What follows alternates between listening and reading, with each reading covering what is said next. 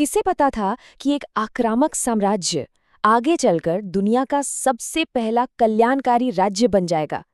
तो चलिए बिना किसी देरी के प्राचीन भारत के उस नाटकीय दौर में चलते हैं जिसने इतिहास की दिशा ही बदल कर रख दी। आज हम बात कर रहे हैं विशाल और शक्तिशाली मौर्य साम्राज्य की। कहानी के बिल्कुल शुरुआत में चलते हैं। सिकंदर यानी अलेक्जेंडर द ग्रेट की मौत के बाद सत्ता का एक बहुत बड़ा खालीपन, एक तरह का पावर वैक्यूम पैदा हो गया था। रोमन इतिहासकार जस्टिनस का ये कथन बताता है कि कैसे एक युवा चंद्रगुप्त मौर्य ने इस मौके का जबरदस्त फायदा उठाया। सच में ये किसी फिल्म की तरह लगता है। कहानियां बताती हैं कि एक विशाल आक्रामक जंगली हाथी चंद्रगुप्त के पास आया, बिल्कुल शांत होकर बैठ गया और उन्हें अपनी पीठ पर बिठा लिया। क्या चमत्कारिक शुरुआत थी ये। यहाँ से शुरू होता है पहला हिस्सा, मौर्यों का उदय और सिकंदर के बाद का वो सत्ता का खालीपन। आयन एज के इस सुनहरे दौर की यह समय रेखा काफी कुछ साफ कर देती है।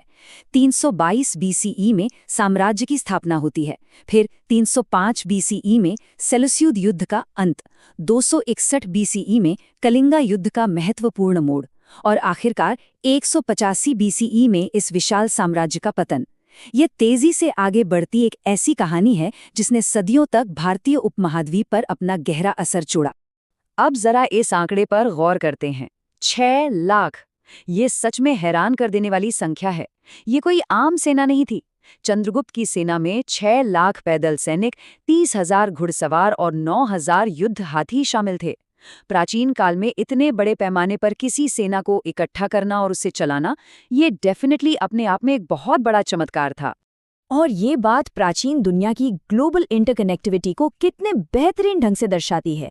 चंद्रगुप्त ने अलेक्जेंडर के जनरल सेल्यूकस को हराया तो जरूर, लेकिन उसके बाद एक जबरदस्त राजनीतिक और सांस्कृतिक गठबंधन भी बनाया। सोचिए, 302 बीसीई में एक राजवंश विवाह होता है, 500 युद्ध हाथी सेलुसिड साम्राज्य को भेजे जाते हैं और बदले में पाटलिपुत्र के दरबार में मेगिस्थेनीज जैसे ग्रीक राजदूत आते हैं। यहाँ तक कि दोनों के बीच उपहारों का आदान प्रदान भी नियमित रूप से होने लगा, जिसमें माने या ना माने कामोत्तेजक औषधियां यानी एफ्रोडीजियाक्स भी शामिल थे। आइए आगे बढ़ते हैं। एक नेटवर्क महाशक्ति, मकड़ी के जाले जैसा राज्य।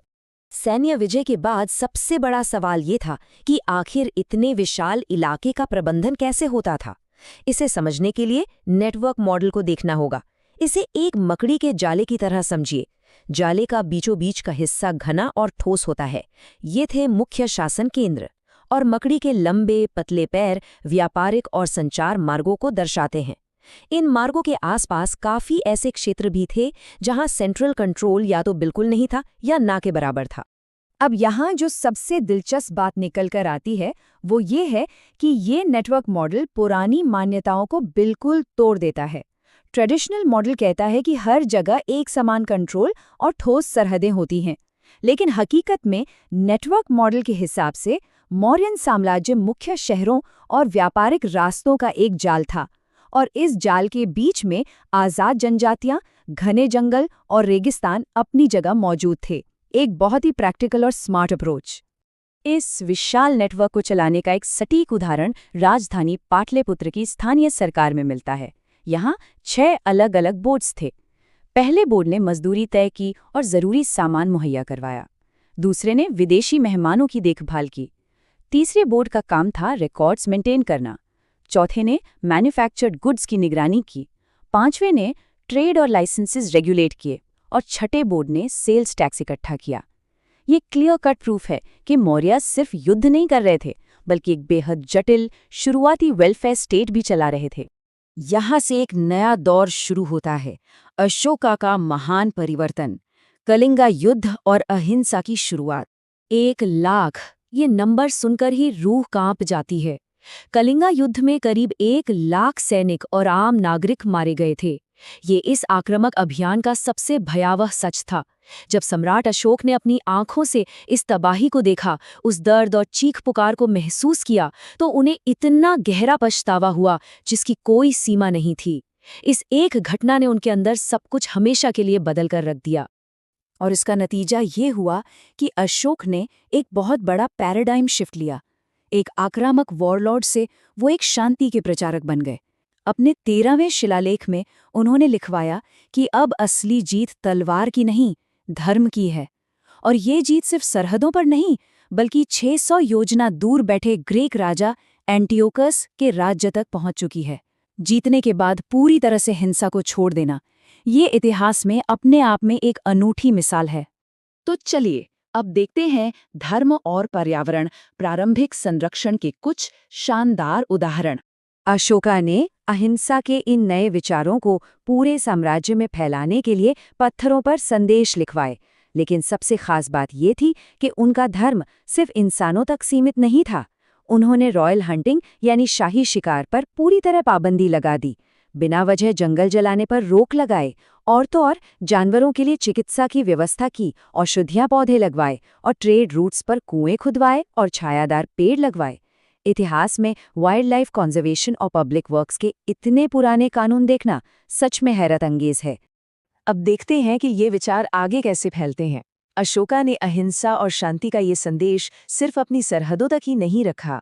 पश्चिम की तरफ उन्होंने ग्रीक और अरामाइक भाषाओं में शिलालेख बनवाए और हेलेनिस्टिक राजाओं जैसे टॉलेमी और एंटियोकस को दूत भेजे।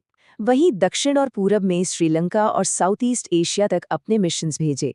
और दोस्तों, इन्हीं कदमों की वजह से बुद्धिज्म एक छोटी सी क्षेत्रीय विचारधारा से बदलकर एक विश्व धर्म बन गया। लेकिन हर शुरुआत का एक अंत होता है। आइए अब साम्राज्य के पतन और उनकी स्थायी विरासत को समझते हैं। अशोका के शासन में आई 40 साल की शांति के बाद धीरे धीरे स्थितियां बदलने लगी। इस साम्राज्य का पतन कुछ इस तरह हुआ। अशोका के बाद उत्तराधिकारी काफी कमजोर साबित हुए।